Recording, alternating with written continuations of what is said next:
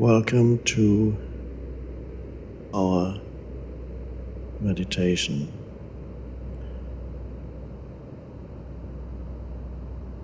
We start with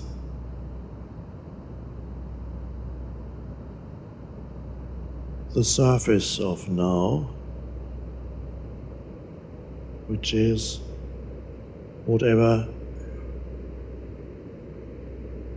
we perceive at this moment, whatever you perceive, whatever I perceive. Really, it's the I.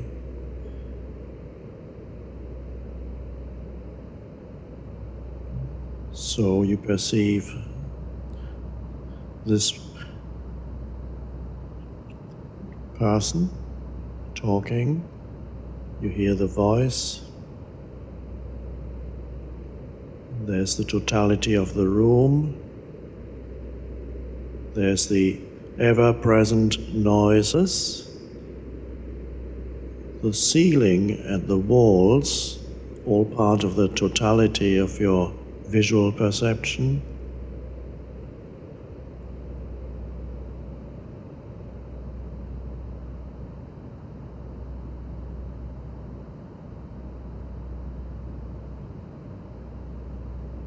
So there's a totality of sensory perception. That's actually call it the surface of the now, or you can call it the outside of now.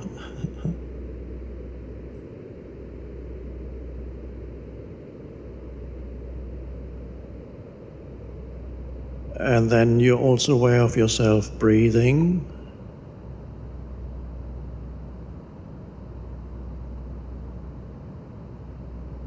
And you may be aware of the energy inside the body.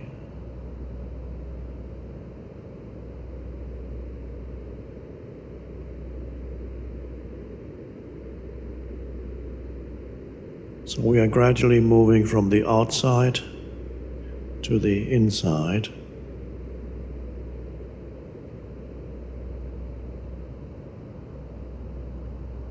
And if you allow the outside to be as it is, although there's nothing special here in this room, it's quite nice. It has its own beauty. Sounds are quite nice if you allow them. Imagine it's the Om sound. Om.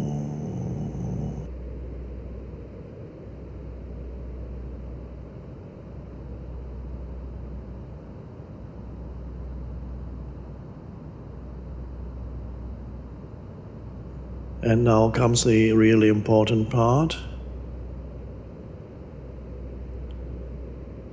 You're aware of yourself as the perceiver of all these things. You're not aware of yourself right now, of the personal self, because at this moment, let's use this word, I hope that you are not thinking about your personal history right now, or the problems you've had in the future, in the past, or might have in the future.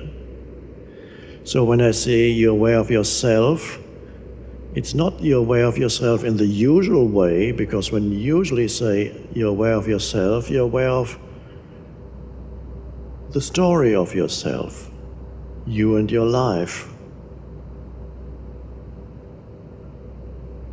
you and your position in the world, you and other people, and so on. No, more simple now in our meditation. You're aware of yourself not as a person with a history, but a deeper level of self, and we begin by calling it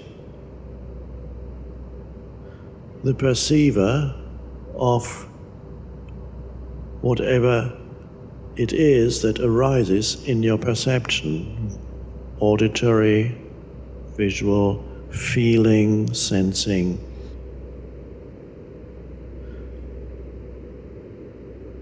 So, but who is it that is perceiving this? Not the person, because the person is a story. The story is not perceiving this.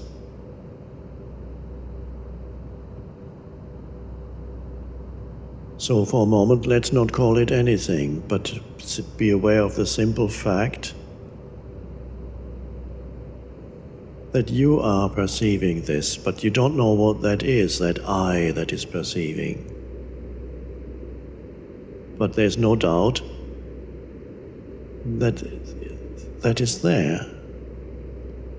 And even if what you are perceiving is a dream, perhaps it is,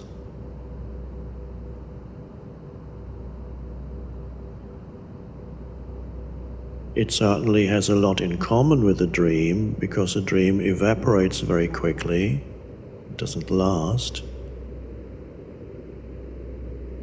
Many philosophers have discussed whether human existence is a dream. We don't need to go there.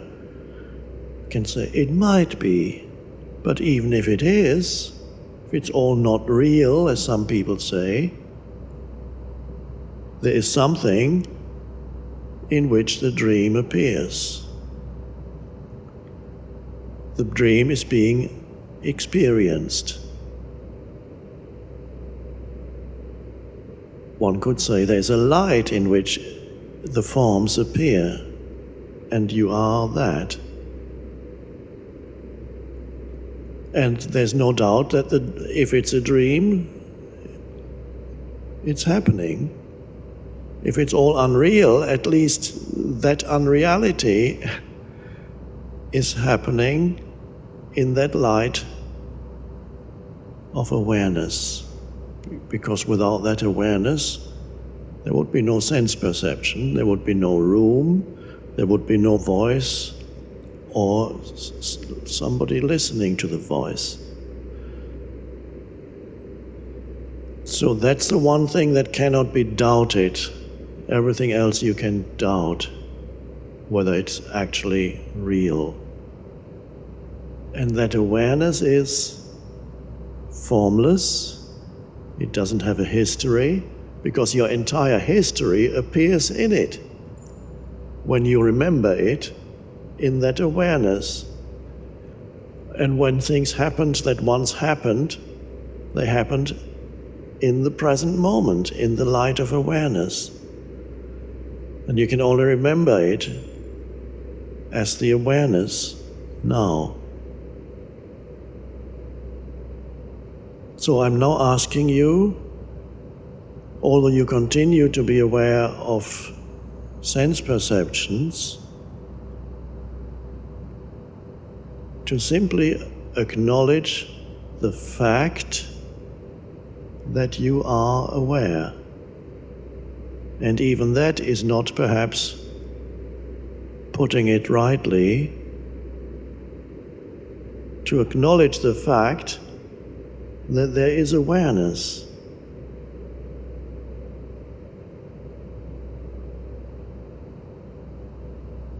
In other words,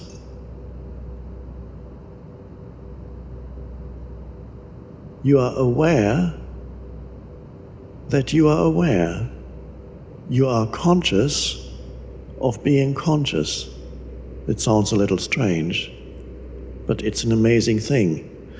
It also sounds, if there were a duality here, I am conscious of being conscious, the subject, I, but that only appears in language. In fact, when you are conscious of being conscious, and it's a strange thing,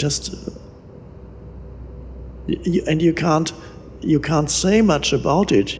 It just has no form and no shape. It's totally elusive and yet all pervasive. Can you feel the fact that you are conscious, or rather that you are consciousness. And that's to sense yourself as that and still be able to perceive all this.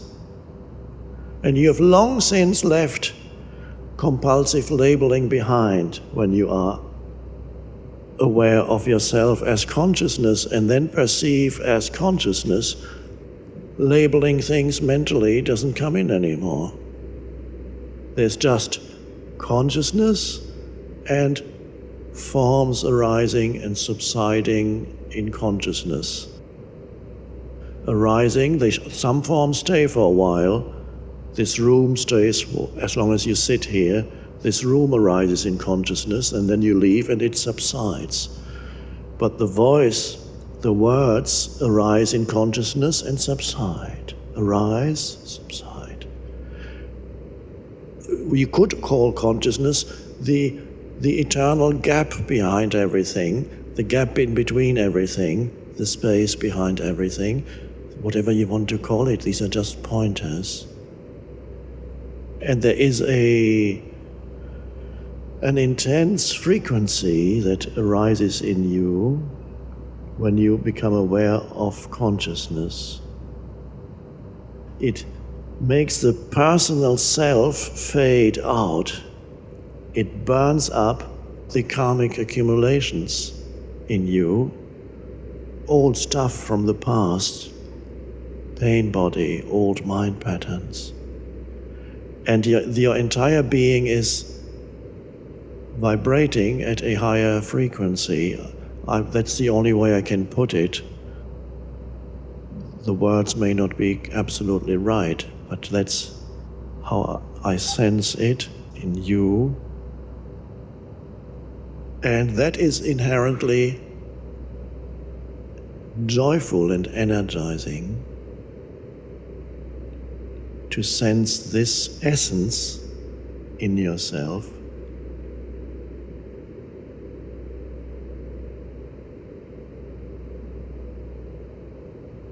We are learning here not to have it as a very short-lived glimpse, but to be able to stay there.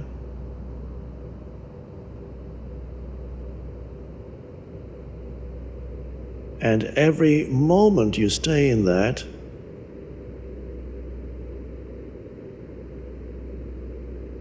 the old gets burnt up in you. And you connect with intelligence, not the IQ intelligence that you measure in IQ tests. That's a very limited form of intelligence. Creative intelligence, I talk about.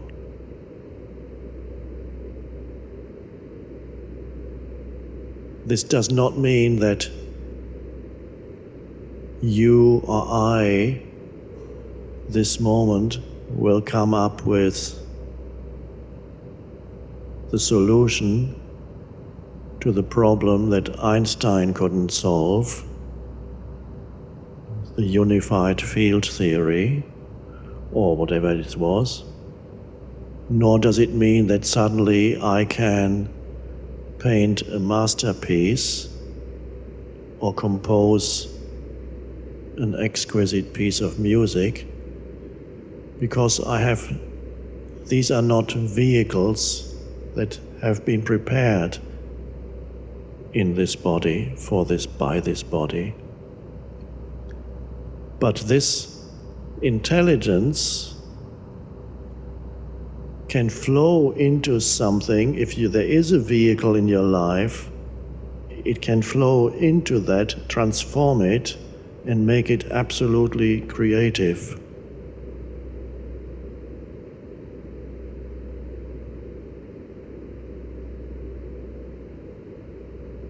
And even that is no more than a bonus.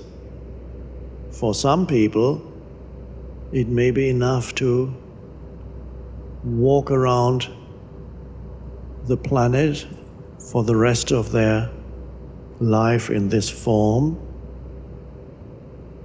as peaceful, intensely alive beings that are astonished at the beauty of all things and bring that vibration of peace that comes with the awareness of pure consciousness.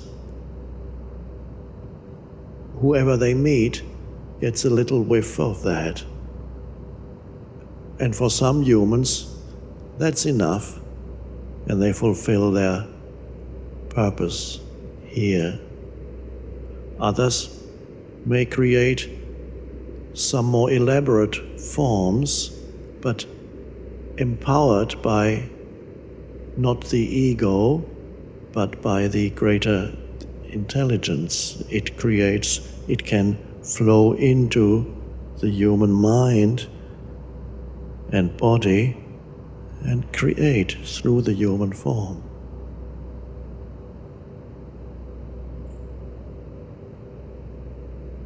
Let's come back to the simple secret. Be conscious that you are conscious. Feel the awareness as your essence. And you will notice it's very still. The awareness is still. I compare it sometimes to space. I call it inner space or space consciousness. It has no extension.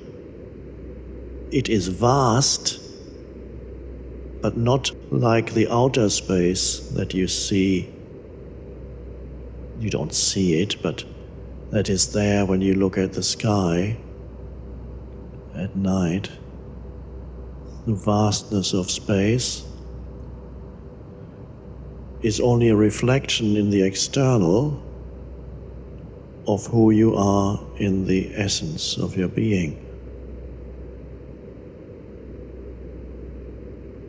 And that's the awe-inspiring thing when you look at this starry sky at night. The absolutely awe-inspiring thing that, if you are really looking, will really shut up your mind immediately, because it's so astonishing. That was my first meditation when I was in my teens. I had no idea it was meditation. Lying on the deck of we lived on the top floor. There was a little terrace. It was in the south of Spain, where there were beautiful skies at night, totally clear. And there was no thought. I had no idea that was going on then. It was too deeply enjoyable. The awe-inspiring thing is not the countless suns that you see, which are stars, but the vastness of it, the nothingness that makes it all possible, the vastness of space, unimaginable infinity. And there too, that can put you in touch with the vastness within you. Just looking at that. And space, again, is very similar. The outer space is very similar to inner space, because both of them don't really exist. Because, as I mentioned earlier, existence means to stand out. But space is, you can't say, oh, here's space. All you can ever be aware of is things in space. And again, in yourself, you can't say, here is the essence of who I am. You cannot be aware of it as an object. All objects are things, forms that arise in the space. Why can't you be aware of space? Because you are it. You cannot separate from it and look on it as an object. It is the formless I. The I am that I am. The most profound statement in the entire Bible, which is of course a mixed bag of all kinds of writings, but there are some deep insights if you know how to find them. When God is asked, "What's your name?" God says, "I am that I am." That's my name. It's the I am.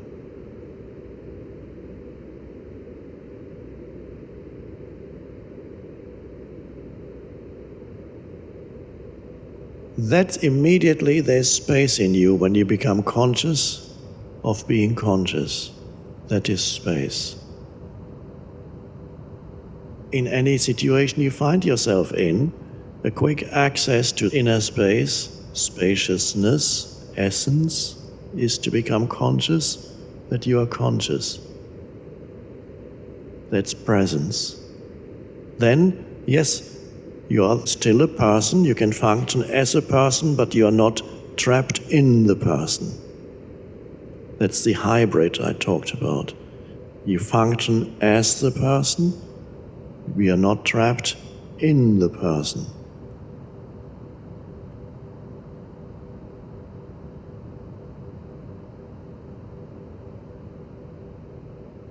And now for a little while, we just see if we can stay there in that consciousness of consciousness.